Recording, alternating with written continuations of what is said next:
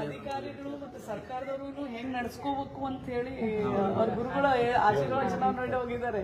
ಅಂದ್ರೆ ನೀವು ಪ್ರೀತಿಯಿಂದ ನೀವು ಹೇಳಿದ್ರೆ ಮನುಷ್ಯ ಕೇಳ್ತಾನೆ ಅಂತ ಅಧಿಕಾರ ಇದೆ ಅಂತ ಹೇಳಿ. ಗವರ್ಮೆಂಟ್ ಹಾಸ್ಪಿಟಲ್ ರೋಡ್ ಇತ್ತಲ್ಲ ಮೇಡಮ್, ಅದು ಎರಡು ಕಡೆ ಫುಲ್ ಬ್ಲಾಕ್ ಮೇಡಮ್. ಆ ಎಂಡದಿಂದ ಪೂರ್ತಿ ನಮ್ದು ಗಾಂಧಿ ಚೌಕ್ ಏನು ಹೋಗ್ತೀವಲ್ಲ ಆವರೆಗೂ ಕೂಡ ಒಂದೇ ಒಂದು ವೆಹಿಕಲ್ ಇಲ್ಲ ಮೇಡಮ್. ಫುಲ್ಲಿ ಬ್ಲಾಕ್, ಓನ್ಲಿ ಜನ ಅಷ್ಟೇ ಮೇಡಮ್.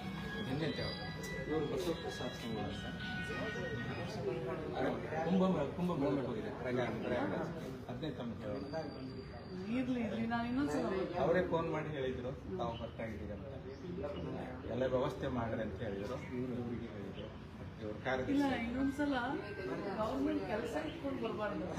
ಆರಾಮ್ ಬಂದಾಗ ಕುತ್ಕೋಬಹುದು, ಮಾತಾಡ್ಬೋದು. ಗುರುಗಳ ಪ್ರವಚನಗಳು, ಪುಸ್ತಕಗಳು, ಬಿಜಾಪುರ ನೋಡ್ಬೇಕಂತಂದ್ರೆ ಪ್ರತಿ ವರ್ಷ ಗುರು ನಮನ ಅಂತ ಮಾಡ್ತೀವಿ. ಅಂದ್ರೆ ಅವರ ಸ್ಮರಣೋತ್ಸವ 2 ವರ್ಷ ಆಯಿತು.